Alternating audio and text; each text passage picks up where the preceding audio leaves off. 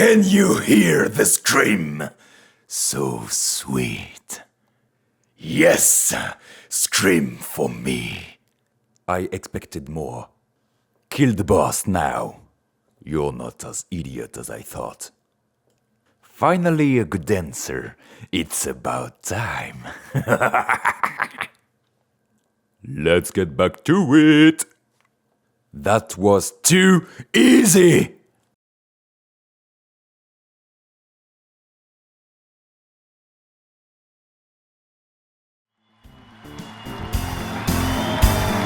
Mesdames, Messieurs, Ladies and Gentlemen, bienvenue dans notre nouveau combat de Quiz Boxing!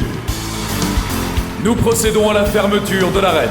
Nos combattants du jour ont l'air en grande forme, prêts à s'affronter.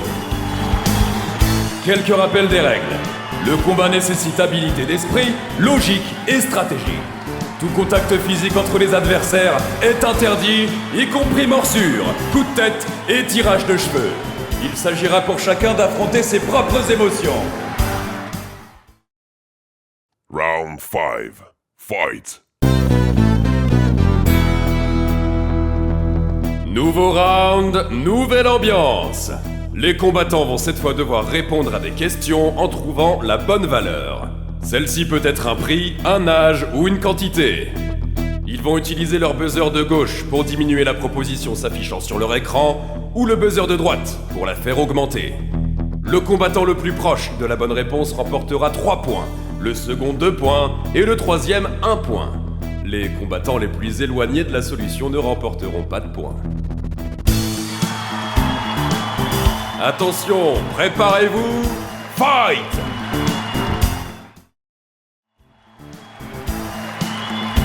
Et enfin, au sommet du podium Quiz Boxing, le combattant qui provoque beaucoup de jalousie chez ses concurrents, déterminé, vif d'esprit, c'est l'équilibre même entre audace et vigueur. Applaudissons bien fort notre grand vainqueur!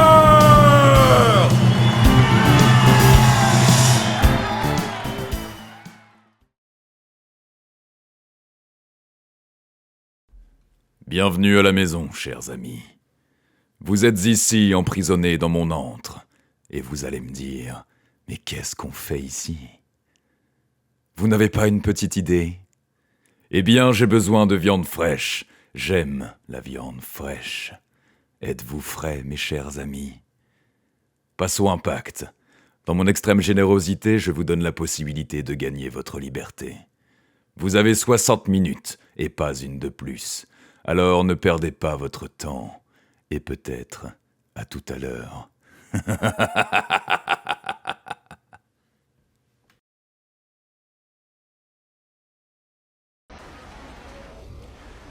Quand je vous ordonne de tuer Björn, vous le tuez!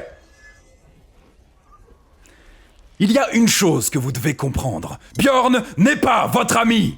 C'est votre ennemi! Si lui et le roi Alfred réalisent leurs ambitions, quel sera votre avenir? Oh, ils ont de grands projets, certes. Mais ces projets ne sont pas faits pour vous. Vous, les gens ordinaires de Kattegat, je suis la seule personne qui parle en votre nom. Et je vous jure que je suis prêt à vivre et à mourir pour chacun de vous. Tout ce que je vous demande, c'est de pouvoir compter sur votre loyauté. Sans quoi, nous allons tous mourir ensemble.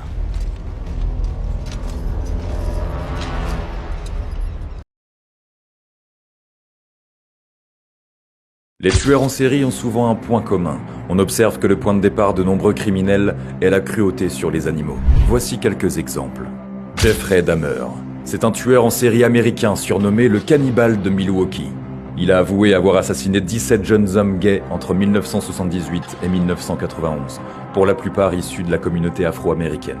Depuis son enfance, Jeffrey Dahmer avait une passion sordide pour les animaux morts. Un de ses voisins de l'époque a été témoin des expériences macabres de Jeffrey. Il capturait des animaux, les démembrait, séparait chaque partie de leur corps et les mettait dans des bocaux. La cabane avait des tonnes et des tonnes de bocaux d'animaux et de morceaux d'animaux, et il semblait être fasciné par la décomposition. Il empalait également des têtes de chiens, de grenouilles et de chats. Eric Clinton Kirk Newman, plus connu sous le nom de Luca Magnotta, le dépeceur de Montréal. Brian Cass, c'est l'un des patrons les plus détestés de la planète. Il a d'ailleurs été attaqué en 2001 par 3 hommes avec une pioche. Si tu veux savoir pourquoi, écoute l'histoire qui va suivre.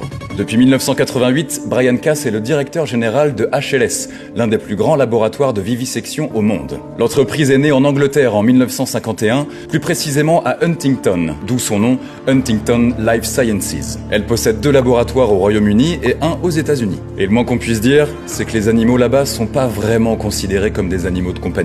La vivisection, c'est par définition une opération à titre d'expérience menée sur des animaux vivants. Chaque année, HLS utilise 60 000 animaux pour leurs recherches, et ça dans un seul laboratoire. En tout, l'association SHAC estime que 500 animaux meurent par jour dans leur laboratoire, ce qui fait plus de 180 000 par an. Félins, rongeurs, équidés, primates, tout y passe.